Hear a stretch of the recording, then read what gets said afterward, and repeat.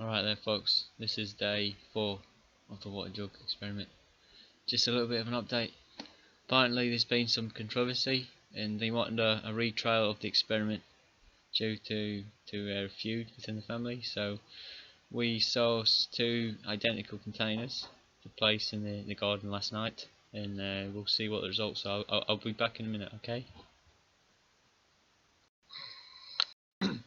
So last night on day 3, Rory Taylor said that in order for there to be more legitimacy for the experiment, we should get 2 identical containers. So as you can see, we've got two Pringle tubs here. We filled them both with exactly 1 litre of water. Again, one from the kettle and one from the tap. And these are the results. So yeah, again, we can see that there is in fact, I don't know if it's visible here, I think it is. There is less in this one. This is from the kettle.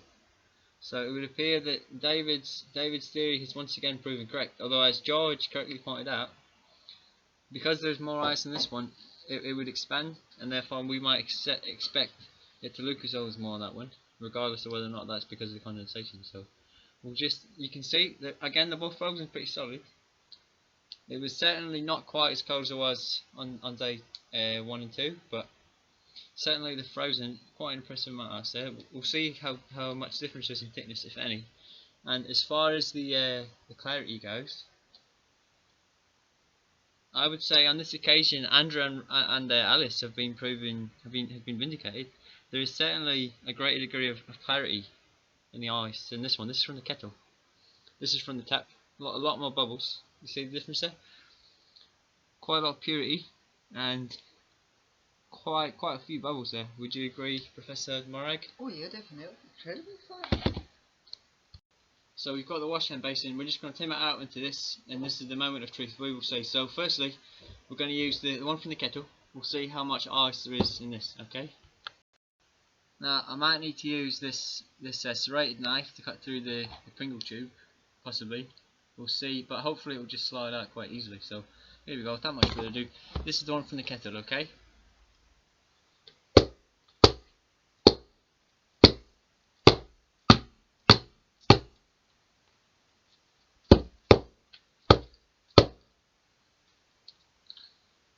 Okay, looks like we're going to need to use the knife. We'll see how this goes, okay?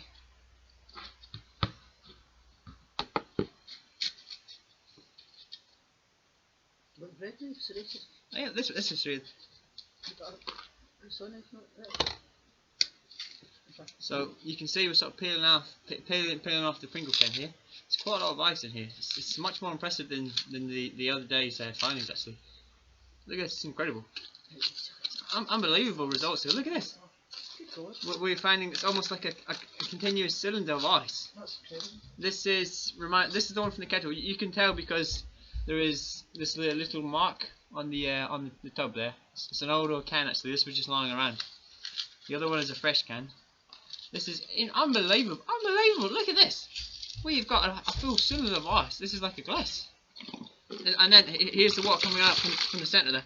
So we've actually created like a drinking glass. Look at this. Incredible results. That's quite extraordinary. Now I think Professor Morag here is going to put that back in the outside where it's still sub-zero temperatures. So we'll see now. What we're going to do is we've got this water. Now we're going to put that in a jug, and we will see if there's any difference in the overall volume of H2O once everything is thawed. So we're going to keep this separate from the tap experiment. Okay. I'll be with you back in a second. So as you can see, we've got the full contents of the boiling kettle are in this jug, and once everything thaws we will see exactly what the volume is. But just to get a look at the actual ice, this is from the kettle again. I'd say there's roughly maybe 1 1/3 of a centimetre in terms of the thick bit, and it's created a pretty impressive almost drinking glass like sculpture that's maybe 4.5 millimeters thick or something like that. So we're going to wait for this to thaw, and we will see exactly how much H2O is in this now. Now this is the tap water. Now hopefully if it's the same as yesterday, we will find that it's a bit thicker, but we'll see. Now again, there is substantially less volume of water or ice or whatever we call it inside this Pringle can, but we will see maybe the reasons why. So again,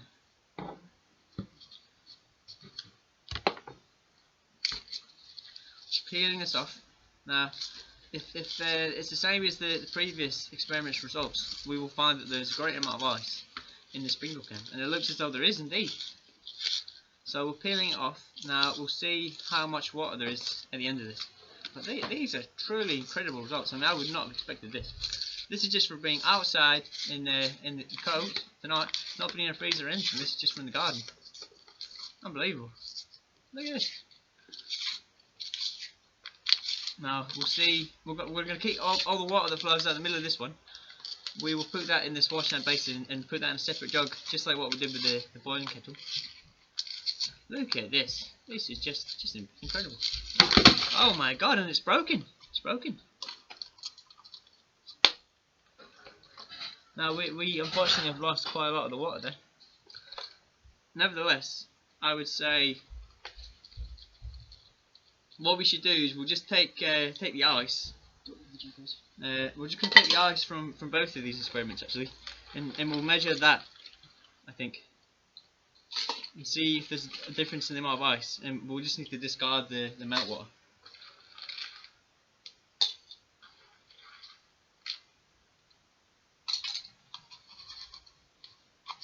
But just quickly, there's certainly a thicker volume of ice. It's almost like, look at that. It's not hollow the same way as the kettle is. It's taken on the mark of the Pringles can. Yes, absolutely, Professor Morag. Like this one is hollow the whole way through, but this is, you can really see it start to freeze all the way through. There's actually these little like ridges you can see, and it's not hollow. It's quite incredible. Look at that. God, that's amazing. That's really It's like amazing. little lines going diagonally down, exactly as you would expect from a Pringle can. In fact, now we're just going to keep this in this metal pot. That is from that's the results from the tap. Now this is the ice from the kettle. We're just going to put that in the washhand basin here. We're just going to remove the water, and we'll weigh the difference in the ice once the ice is actually thawed. So here you go. Right. This is the ice from the kettle, the ice from the tap. Now there's certainly more ice. It's thicker. The solid ice is thicker. It's about just under 1 inch, maybe 1 inch. And there's certainly a great degree of freezing from the point where it's no longer at the thickest end than there is in the kettle. The kettle's like a completely hollow shape, much thinner. Just another comparison right there. So I think, again, there's certainly more ice in the one that was from the tap, although it did break. It's more brittle almost. Now we're going to wait for this to thaw and we'll show you the results after, okay?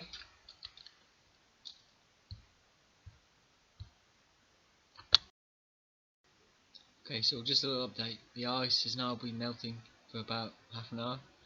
We're just going to wait for it to melt, then we'll pick back up from there. Also, we're going to give a comprehensive account of all the predictions that were in fact made by the various members of the family, for the sake of scientific rigour, as this has been created, this second experiment, in order to placate the mob. So we will see what everybody said, at least according to what's written here.